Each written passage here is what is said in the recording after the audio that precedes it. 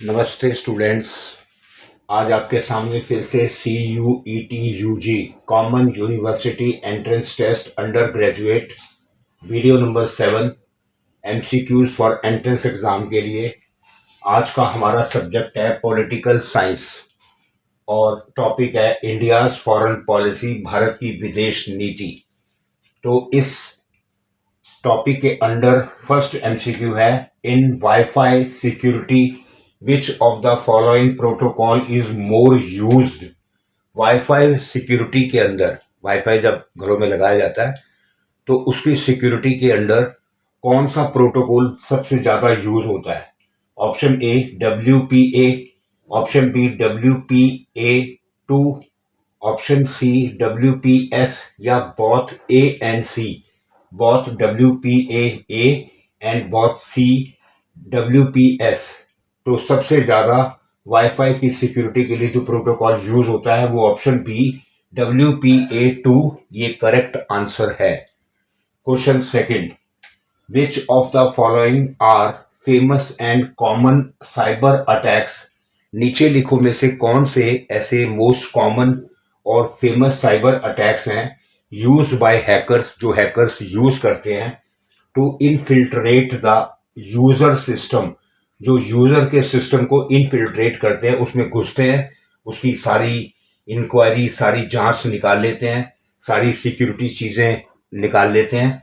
बताओ ये इसमें फेमस और कॉमन साइबर अटैक्स नीचे लिखो में से कौन से हैं? Option A DDoS and drive by downloads, option B malware and malvertising, option C phishing and password attacks, या option D all of the above. तो इसका करेक्ट आंसर है फेमस और कॉमन साइबर अटैक्स जो हैकर्स इनफिल्ट्रेट करते हैं वो है ऑल ऑफ द अबव। ये तीनों ही करेक्ट हैं। Which of the following refers to stealing one's idea और invention of others and use it for their own benefits. कहता है नीचे लिखो में से क्या चीज रेफर करती है कि अगर हम या हम में से कोई स्टीलिंग वंस आइडिया, किसी के आइडिया को, किसी के विचारों को चुरा ले। किसी ने कोई अच्छा काम किया तो हम उसकी चोरी कर लें कि यार वो ऐसा कर रहा है तो मैं भी ऐसा करूंगा। या इन्वेंशन ऑफ अदर, किसी और बंदे ने किसी चीज की खोज की है, हम उसकी चोरी कर लें, कॉपी कर लें, एंड उसको हम use it their own benefit, और अपने बेनिफिट के लिए इस्तेमाल करें। तो इसके लिए नीचे लिखो में से क्या चीज रेफर होगी? Option A piracy, option B plagiarism, option C intellectual property rights, या D all of the above. तो ये तीनों का मीनिंग लगभग सिनोनियम है, piracy, plagiarism, intellectual property right.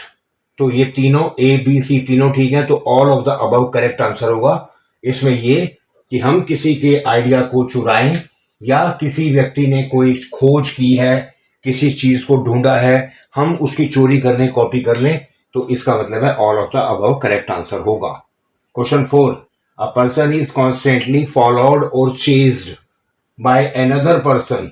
किसी भी व्यक्ति के द्वारा किसी का लगातार पीछा करना, और ग्रुप ऑफ सेवरल पीपल, या कुछ बहुत सारे कुछ लोगों, 5 7 10 लोगों के द्वारा पीछा करना, कॉन्स्टेंटली लगातार फॉलो करना, उसको पीछा करना, वो कहाँ जा रहा है, वो क्या कर रहा है।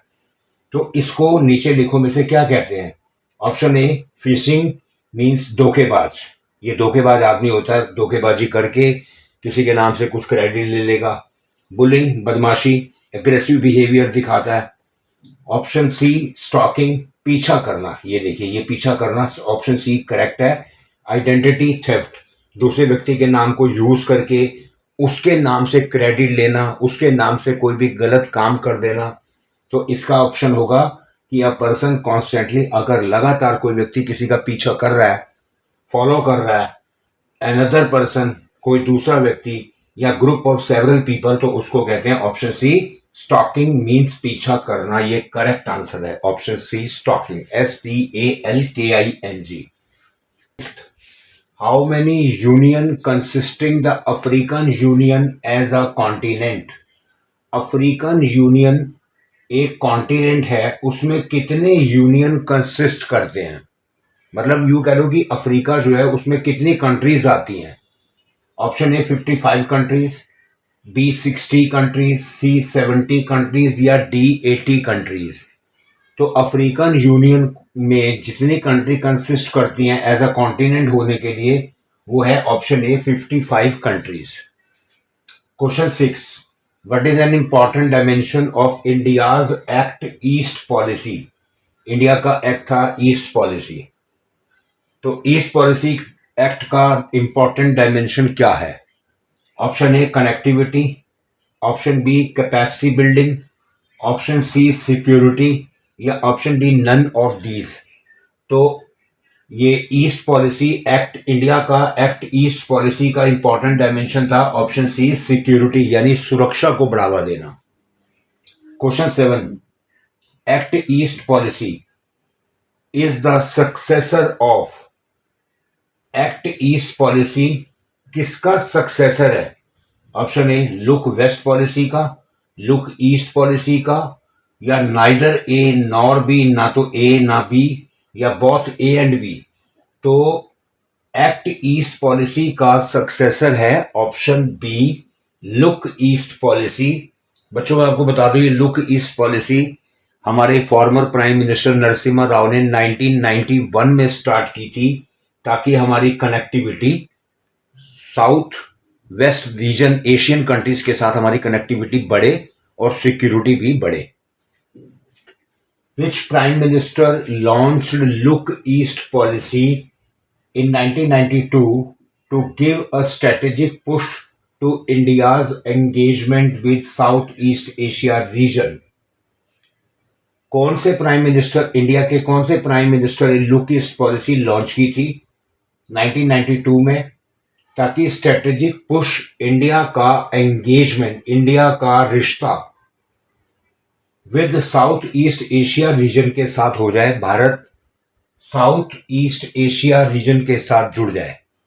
ये कौन से प्राइम मिनिस्टर ने 1992 में ये पॉलिसी स्टार्ट की थी? Option A P V Narasimha Rao, B Narendra Modi, C Manmohan Singh या डी अटल बिहारी वाजपेयी। बच्चों मैं आपको एक बात बता दूं, 1992 का पीरियड नरेंद्र मोदी जी का नहीं था, अटल बिहारी वाजपेयी का नहीं था, मनमोहन सिंह 2004 में आए थे, प्राइम मिनिस्टर बने थे।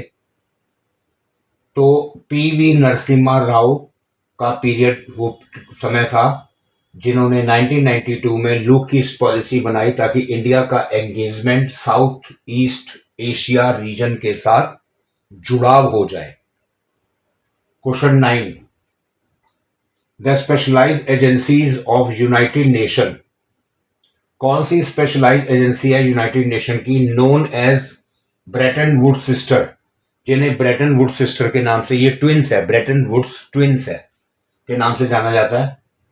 Option A UNESCO and UNICEF, option B IMF and WHO, option C IBRD या UNESCO, option D IMF and World Bank. तो स्पेशलाइज्ड एजेंसी यूनाइटेड नेशन की जिन्हें ब्रेटन वुड्स सिस्टर के नाम से जाना जाता है, वो है option D IMF and World bank, international monetary fund and World Bank. तो ऑप्शन डी करेक्ट है, ये ब्रेटन वुड्स सिस्टर के नाम से यूनाइटेड नेशन की एजेंसी मानी जाती है। The UNO, United Nation Organization, came into existence as a result of। United nation Organization किस रिजल्ट की वजह से सामने आई थी, किस रिजल्ट की वजह से ये बनी थी? ऑप्शन ए 2 वर्ल्ड वॉर, दोनों world war first, world war second के बाद आई। Option B a desire durable peace, पूरे वर्ल्ड में शांति स्थापित करने के लिए आई। Option C world free from wars, पूरा वर्ल्ड लड़ाइयों से मुक्त हो जाए इसलिए सामने आई, या ऑल द अबव। तो ऑल द अबव होगा, क्योंकि यूनाइटेड नेशन ऑर्गेनाइजेशन जिस रिजल्ट की वजह से बनी थी वो ये था कि दोनों वर्ल्ड वॉर के बाद आई, दोनों वर्ल्ड वॉर के बाद बनी, और ये इसका डिजायर रिजल्ट ये था कि ये ड्यूरेबल पीस चाहती थी, पूरे वर्ल्ड में शांति चाहती थी, और वर्ल्ड फ्री फ्रॉम वॉर्स, और ये चाहती थी यूनाइटेड नेशन ऑर्गेनाइजेशन कि पूरे वर्ल्ड में कभी भी दोबारा वॉर ना हो, इसलिए all the above correct answer होगा। Question 11, veto in united nation security council is, united nation की सिक्योरिटी काउंसिल, सुरक्षा परिषद यूनाइटेड नेशन की, वीटो उसके अंदर क्या होता है? Option A, the positive vote of all the member का क्या प्लस वोट होता है, पॉजिटिव वोट हाँ में होता है। B, the negative vote by a permanent member, क्या सिक्योरिटी काउंसिल के जो 5 परमानेंट मेंबर हैं उनका नेगेटिव वोट होता है।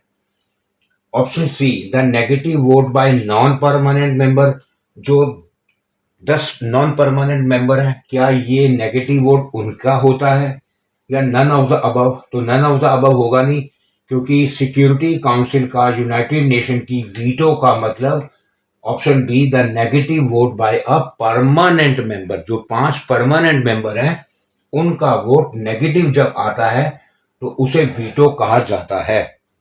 The United nation Organization tries to solve the problem of world, United nation Organization ने पूरे वर्ल्ड की प्रॉब्लम को सॉल्व करने के लिए क्या किया था? ऑप्शन ए, ऑपरेशन, क्या दबाव डाला था? यूजिंग इट्स मिलिट्री फोर्स, अपनी मिलिट्री फोर्स का इस्तेमाल किया था। सी, कॉपरेशन, सबके साथ तालमेल और सहयोग की बात की थी। या रिड्यूसिंग फाइनेंशियल एड, या सबको फाइनेंशियल मदद करने को कम करने को कहा था। तो यूनाइटेड नेशन ऑर्गेनाइजेशन ने वर्ल्ड की प्रॉब्लम को सॉल्व करने के लिए कॉपरेशन की बात, ऑप्शन सी करेक्ट है, आपस में सहयोग की बात की थी। Question 13, the treaty of Westphalia was signed in which year, treaty समझौता वेस्टफीलिया का किस साल में पास हुआ था, साइंड हुआ था? ऑप्शन ए 1648, 1957, 1888 या 1970। तो वेस्टफीलिया की ट्रीटी 1648 में पास हुई थी। ये यूरोप का ट्रीटी थी, डच कंट्री और फ्रांस के बीच में। Question 14, the permanent Court of International justice was establish in which year, permanent Court of International Justice जो एस्टेब्लिश हुई थी कौन से ईयर में हुई थी? ऑप्शन ए 1919, बी 1922, सी 1945 या डी 1950। तो Permanent Court of International Justice जो एस्टेब्लिश हुई थी, ऑप्शन बी 1922 में एस्टेब्लिश हुई थी। The United Nation advisory services program is related to, United Nation का जो सलाहकार सर्विसेज थी, सलाह देने की सर्विसेज का प्रोग्राम रिलेटेड टू किस चीज के लिए रिलेटेड है, किस चीज के साथ जुड़ा हुआ है?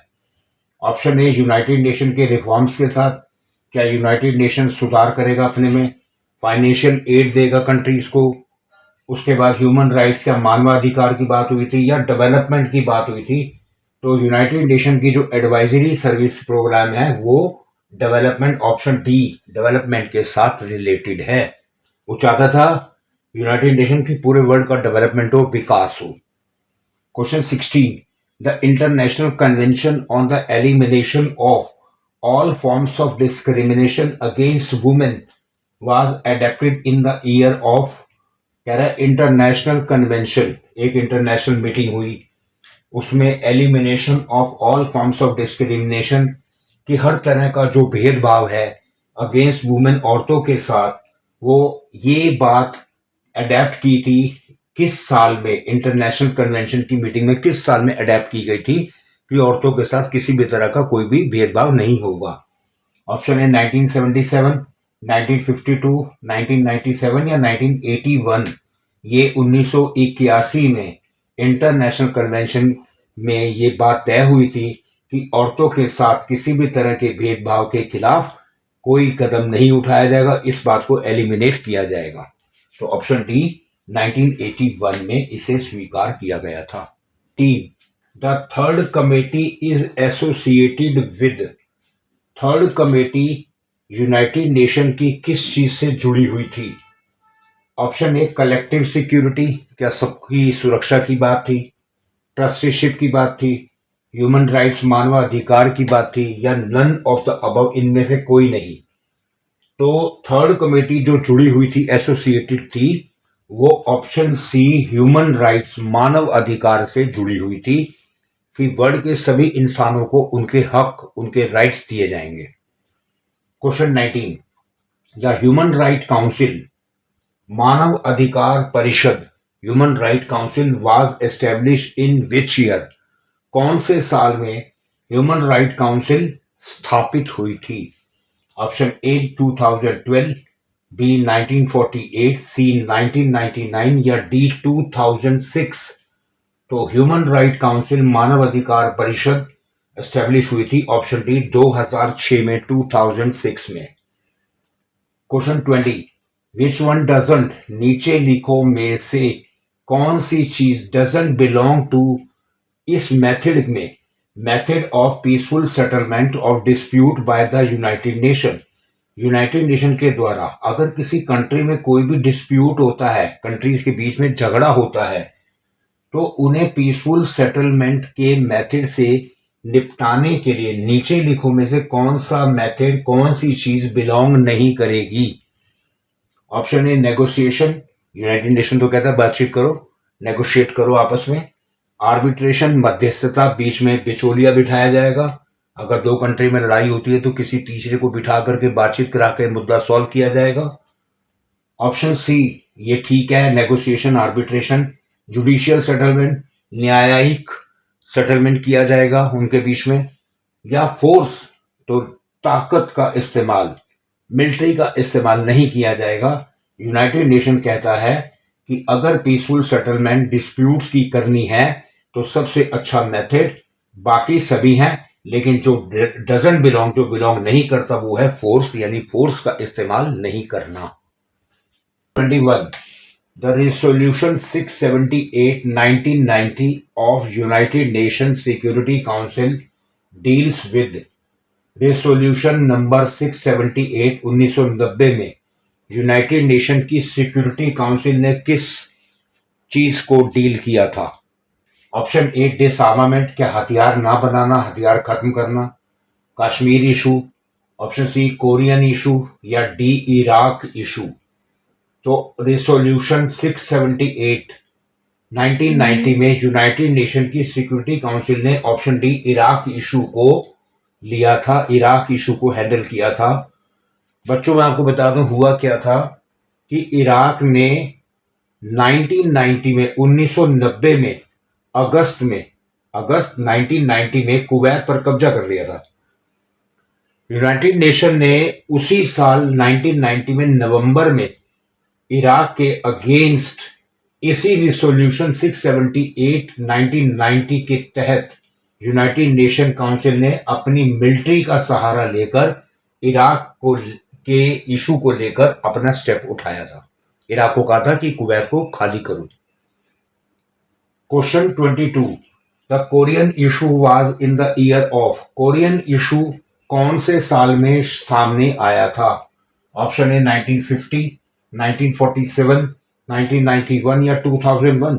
तो कोरियन इशू भी इसी तरह का इशू था जो 1950 में सामने आया था। 1915 में कोरियन डिस्प्यूट्स चल रहे थे, नॉर्थ कोरिया ने जबरदस्ती साउथ कोरिया में अपनी एंट्री कर दी, उस पर कब्जा करने की कोशिश की। तो ये इशू 1950 में सामने आया था, कोरियन इशू, नॉर्थ कोरिया द्वारा साउथ कोरिया पर कब्जा करना, घुसपैठ करना। Question 23, which article of United nation charter permits military action against aggression, aggression मतलब क्रोध में या जबरदस्ती में। यूनाइटेड नेशन ने कौन से आर्टिकल के तहत परमिशन दे दी थी मिलिट्री एक्शन उसके खिलाफ जो एग्रेशन शो करेगा, जबरदस्ती करेगा, क्रोध करेगा।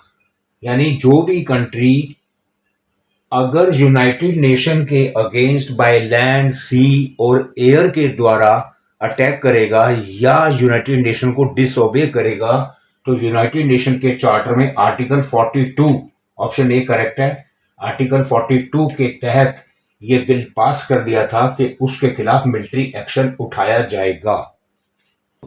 7th chapter of United nation charter deals with, United Nation का जो चार्टर था उसका 7वां चैप्टर किस चीज को डील करता है? Option A, amendment of United nation charter, क्या यूनाइटेड नेशन के चार्टर में संशोधन करने की बात की जिक्र करता है ट्रस्टीशिप को लेकर, एनआईईओ को लेकर, या कलेक्टिव सिक्योरिटी को लेकर?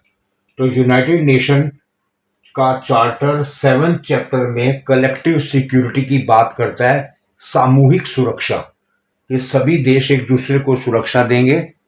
और ये बात यूनाइटेड नेशन ने अपने चार्टर के 7th चैप्टर में ये बात क्लियर की है। Question 25, Camp David peace treaty is related to, Camp David peace treaty किस से रिलेटेड है, किस कंट्री से, किस इशू से रिलेटेड है? Option A, developmental practices in third world countries में डेवलपमेंटल प्रैक्टिसेस को लेकर, ऑप्शन बी, कोरियन प्रॉब्लम को लेकर, ऑप्शन सी, पाकिस्तान प्रॉब्लम को लेकर, या पैलेस्टीन प्रॉब्लम को लेकर, फिलिस्तीन की प्रॉब्लम को लेकर? तो camp David peace treaty option D Palestine problem को लेकर है। यहां पर ज्यूज का कुछ गड़बड़ था, तो इस इशू को लेकर कैंप डेविड पीस ट्रीटी एक शांति समझौता साइन हुआ था पैलेस्टीन प्रॉब्लम को लेकर। तो स्टूडेंट्स, आज आपके सामने CUET UG common university entrance test undergraduate video number 7 important MCQ for entrance exam और कॉम्पिटिटिव एग्जाम के लिए दिया मैंने।